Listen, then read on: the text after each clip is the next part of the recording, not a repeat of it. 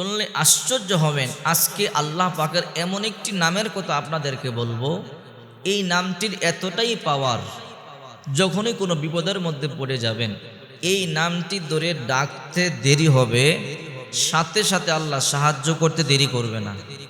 হযরত যায়েদ রাদিয়াল্লাহু তাআলা আনহু, রাসূলের পালক পুত্র, এক বিশাল বিপদের মধ্যে পড়ে গেছেন। এমনকি তার গলার মধ্যে ছুরি ধরেছে হত্যা করবার জন্য। ওই সময় যায়েদ রাদিয়াল্লাহু তাআলা আনহু কিতাবের মধ্যে এসেছে, এই নামটি ধরে আল্লাহকে ডাক দিয়েছে, আল্লাহ সেকেন্ডের মধ্যে ফেরেশতা পাঠাইয়া ওই শত্রুকে হত্যা করেছে। এই জন্য অনেকে বলে, হুজুর অনেক বিপদের মধ্যে পড়ে গেছি, সাহায্যের কোনো রাস্তা পাইতেছি না, সাহায্যের কোনো মাধ্যম পাইতেছি না। আজকে এমন একটা আল্লাহ পাকের নাম আপনাদেরকে জানায় দিব, শিখায় দিব, যে কোনো বিপদের মধ্যে যদি আল্লাহ পাকের এই নামটি ধরে আল্লাহ তাআলাকে ডাকতে পারেন, আল্লাহ তাআলা সেকেন্ডেরও আগে আপনাকে সাহায্য করবে। আরে সেকেন্ড কি, সেকেন্ডের আগে আল্লাহ সাহায্য করবে। নাম ধরে ডাকতে দেরি হবে, আল্লাহর সাহায্য আপনার কাছে আসতে দেরি হবে না। হযরত যায়েদ রাদিয়াল্লাহু তাআলা আনহু ছিলেন বিশ্বনবী মুহাম্মদ সাল্লাল্লাহু আলাইহি ওয়াসাল্লামের পালক পুত্র। খাদিজাতুল কুবরা রাদিয়াল্লাহু তাআলা আনহার চাচতো ভাই বাজার থেকে 4টা গোলাম কিনে আনলেন। এনে বলো, ওগো খাদিজা, আমি 4টা গোলাম কিনে আনলাম আপনার জন্য, আপনি যে গোলামটা পছন্দ করেন ওই গোলামটা আপনাকে হাদিয়া দিয়ে দিব। মা খাদিজাতুল কুবরা রাদিয়াল্লাহু তাআলা আনহু 4টা গোলামের দিকে ভালো করে তাকালেন। তাকায় দেখে কম বয়সী একটা গোলাম, দেখতে বড় সুন্দর, চেহারাটা বড় মায়াবী। মা খাদিজাতুল কুবরা রাদিয়াল্লাহু তাআলা আনহা জিজ্ঞাসা করলেন, তোমার নাম কি? বলে, আমার নাম যায়েদ। মা খাদিজা বলে, রে চাচতো ভাই, আমার এই গোলামটা বড় পছন্দ হয়ে গেছে। খাদিজার চাচতো ভাই বলল, তোমাকে আমি দিয়ে দিলাম। মা খাদিজা রাদিয়াল্লাহু তাআলা আনহা গোলামটা নিয়ে বলে, আমি গোলাম দিয়ে কি করব? মা খাদিজা বলল, বিশ্ব নবী, আমার একটা গোলাম হাদিয়া আসছে, এই গোলামটা দিয়ে আমি কি করব? এই গোলামটা আমি আপনাকে হাদিয়া দিয়ে দিলাম, আপনি সাথে তাকে রাখবেন, যে কোনো কাজ আপনি তাকে দিয়ে করাতে পারবেন। যায়েদ রাদিয়াল্লাহু তাআলা আনহু তখন ছোট মানুষ। আল্লাহর হাবিব বলে, ও খাদিজা, এই ছোট বালক দিয়ে আমার কি কাজে আসবে? বলে, ও আল্লাহর হাবিব, আপনার মেসওয়াকটা আগায় দিতে পারবে, আপনার পানিটা, ওযুর পানিটা আগায় দিতে পারবে, আপনার জুব্বা মুবারকটা আগায় দিতে পারবে। সে যখন বড় হবে বড় খেদমত করবে। আল্লাহর হাবিব বললেন, ঠিক আছে, যাও। এইবার বিশ্বনবী মুহাম্মদ সাল্লাল্লাহু আলাইহি ওয়াসাল্লাম যায়েদকে বড় আদর করে, বড় ভালোবাসে, পালক পুত্র বানায় নিলেন। গোলাম নয়, পালক পুত্র বানায় নিলেন। আল্লাহর হাবিব হিজরত করে যখন মক্কা থেকে মদিনায় রওনা করলেন, যায়েদ বলে, গো নবীজি, আমি কখন যাব? আল্লাহর হাবিব বললেন, যায়েদ, তোমরা সুযোগ মোতাবেক তোমরা মক্কা ছেড়ে হিজরত করে মদিনায় চলে যাও। শুনলে আশ্চর্য হবেন, হযরত যায়েদ রাদিয়াল্লাহু তাআলা আনহু মক্কা থেকে হিজরত করা শুরু করলেন মদিনার দিকে। একা একা যাইতেছে, কোনো সঙ্গী পায় না। যখন মরুভূমির মধ্যখানে চলে গেল, এক মুনাফিক যায়েদ তাকে চিনতে পারে নাই। মুনাফিক আইসা বলে, যায়েদ কই যাও? বলে, মক্কা ছেড়ে চলে যায়, মদিনায় যাব। বলে, কেন? যে মক্কায় রাসূল নাই, সে মক্কায় আমি থাকবো না। যেখানে রাসূল চলে গেছে সে মদিনায় আমি যায়েদও চলে যাব। মুনাফিক বলে, যায়েদ, আমিও তোমার সাথে যাব। যায়েদ মুনাফিককে চিনতে পারে নাই। যায়েদ বলে, তাই নাকি? বলে, হ্যাঁ। বলে, আমিও হিজরত করব। যায়েদ তো সরল মনের মানুষ, বলো, ঠিক আছে, চলো। দুইজনে রওনা করলেন। যেতে যেতে ক্লান্ত পরিশ্রান্ত হয়ে গেলেন, হাঁটতে হাঁটতে আর চলতে পারে না। দুইজনে একটা গুহার মধ্যে আশ্রয় নিলেন। এবার যায়েদ রাদিয়াল্লাহু তাআলা আনহু একটু ক্লান্ত পরিশ্রান্ত বদনে ঘুমায়া গেলেন। এই ঘুমের মাধ্যমে মুনাফিক সুযোগ নিল।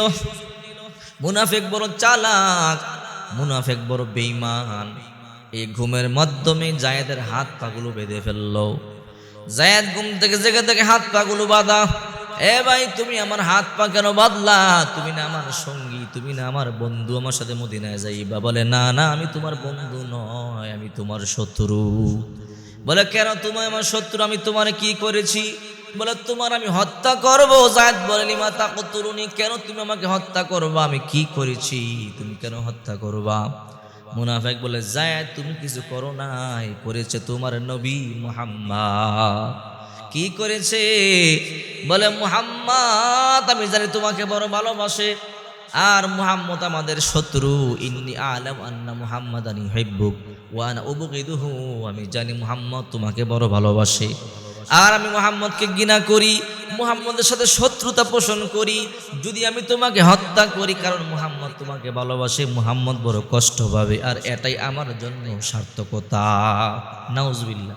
মুনাফিক বলে যায়েদ, ইন্নী আলাম আন্না মুহাম্মাদান ইউহিব্বুক ওয়া আনা উবগিদুহু, আমি জানি মুহাম্মদ সাল্লাল্লাহু আলাইহি সাল্লাম তোমাকে বড় ভালোবাসে আর আমি মুহাম্মদের সাথে শত্রুতা রাখি। যদি আমি তোমাকে হত্যা করি মুহাম্মদ সাল্লাল্লাহু আলাইহি সাল্লাম কষ্ট পাবে আর এটাই আমার জন্য সার্থকতা। যায়েদ বলে, না তুমি আমাকে হত্যা করবে না, আমি কোনো দোষ করি নাই, অন্যায় করি নাই। মুনাফিক বলে, যায়েদ কোনো কথা শুনতে চাই না। গলার মধ্যে ছুরিটা ধরলেন আর বললেন, তোমার যা ইচ্ছা তাহলে আমাকে বলো, মৃত্যুর আগে তোমার কোনো ইচ্ছা আছে নাকি? বলে, তোর কাছে আমার কোনো ইচ্ছা নাই, আমার যা ইচ্ছা সব আল্লাহর কাছে। যায়েদ আল্লাহকে ডাক দিল, আগিথনি ইয়া রহমান, হে রহমান তুমি আমাকে সাহায্য করো। আগিথনি ইয়া রহমান, হে রহমান, হে দয়ালু তুমি আমাকে সাহায্য করো।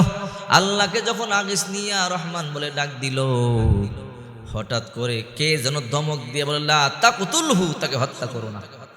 মুনাফিক বলে, এখানে তৃতীয় ব্যক্তি আবার কে রে? আমাকে বলে তাকে হত্যা করো না। মুনাফিক বের হলো, মুনাফিক গুহা থেকে বের হয়ে দেখে কেউ নাই। মুনাফিক আশ্চর্য, কে বললো কিন্তু কাউকে দেখতেছি না। আবার মুনাফিক গুহার ভিতরে ঢুকে গেল, যায়েদের গলার মধ্যে ছুরি ধরল। যায়েদ বলে, আগিথনি ইয়া রহমান, হে রহমান আপনি আমাকে সাহায্য করেন। এই কথা বলতে দেরি, হঠাৎ করে আবার আওয়াজ, লা তাকতুলহু, তাকে হত্যা করো না। মুনাফিক মনে মনে ভাবে, কি আমি একটু বাহিরে যাই। মুনাফিক বাহিরে আসলো, আয়েশা থেকে বাহিরে কেউ নাই।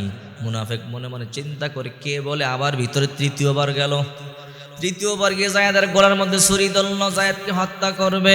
যায়েদ বলে, আগিথনি ইয়া রহমান, হে রহমান আপনি আমাকে সাহায্য করেন। তখনই হঠাৎ করে কে যেন বলে, লা তাকতুলহু, রে মুনাফিক তুমি তারে হত্যা করো না। ধমক দিয়া বলে। মুনাফিক মনে মনে ভাবে, কে ভিতরে বাহিরে যাই দেখি তো, কে আগে তারে শেষ করে আসি। মুনাফিক কই আগে বাহিরে যাই, তারে আগে শেষ করে আসি। মুনাফিক বাইরে আইসা দেখে বিশাল এক দেহের অধিকারী এক যুবক, এক ঘোড়ার পৃষ্ঠে বসা, মাথার মধ্যে সবুজ পাগড়ি, হাতের মধ্যে একটা দাঁড়ালো তরবারি। ওই তরবারি দিয়া মুনাফিকের মাথার মধ্যে, গলার মধ্যে কূপ দিল। মুহূর্তের মধ্যে কল্লাটা আলাদা হয়ে গেল। যায়েদ রাদিয়াল্লাহু তাআলা আনহু মনে মনে ভাবে, কিরে মুনাফিক তো এখনো আসতেছে না, ঘটনা কি? হাতের বাঁধন টান দিল, ভুলে গেছে, পায়ের বাঁধন টান দিল, ভুলে গেছে। যায়েদ রাদিয়াল্লাহু তাআলা আনহু গুহা থেকে বাইর হলেন। বাইর হয়ে দেখে মুনাফিকের দাও থেকে কল্লাটা আলাদা আর মাথাটা ওই লোকটার হাতে, মুসাফিরের হাতে। যায়েদ বলে, কে গো মুসাফির, তুমি তোমারে চিনতে পারি নাই, তুমি আমারে সাহায্য করলা। ওই মুসাফির বলে, যায়েদ আমারে চিনতে পারো নাই? বলে, না। আরে যায়েদ, তুমি যে প্রভুর কাছে আগিথনি ইয়া রহমান বলে বলে সাহায্য চাইছো, ওই প্রভু আমারে পাঠাইছে তোমাকে সাহায্য করবার জন্যে। হে যায়েদ, যখন তোমাকে মুনাফিক প্রথমে হত্যা করবার জন্য যায়, আমি তখন 7 আসমানের উপরে, আমি ওখান থেকে ধমক দিলাম, লা তাকতুলহু, তাকে হত্যা করো না। আমি সত্যবক আসমানের উপর থেকে তার ধমক দিলাম। দ্বিতীয়বার যখন আমার তোমার গলা কাটতে যায়, আমি তখন প্রথম আসমান থেকে আবার ধমক দিলাম, লা তাকতুলহু, তাকে হত্যা করো না। হে যায়েদ, আবার যখন তৃতীয়বার তোমাকে হত্যা করতে যায়, তখন আমি গুহার মুখ থেকে বললাম, লা তাকতুলহু, তাকে হত্যা করো না। দেখছেন, যদি আপনি আগিথনি ইয়া রহমান বলে ডাকেন, যে কোনো মুসিবতে বিদ্যুতের আগে আপনার দোয়া কবুল হবে, আল্লাহ সাহায্য করবে। এই জন্য মুসিবতের সময় আগিথনি ইয়া রহমান বলে ডাক দিবেন। যদি আগিথনি ইয়া রহমান বলে ডাক দিতে পারেন, আল্লাহ তাআলা সেকেন্ডের মাধ্যমে আপনাকে সাহায্য করবে। এই জন্য বিশ্বনবী মুহাম্মদ সাল্লাল্লাহু আলাইহি ওয়াসাল্লাম বলেন, যখন তোমরা আমল করবে, একনিষ্ঠভাবে আমল করবে, হালাল রিজিক ভক্ষণ করবে, দুরুদের আমল করবে। হালাল রিজিক যদি ভক্ষণ করতে পারো আর যে কোনো আমলের পূর্বে দুরূদ শরীফ পাঠ করতে পারো, আল্লাহ তাআলা অবশ্যই তোমার দোয়া কবুল করবে।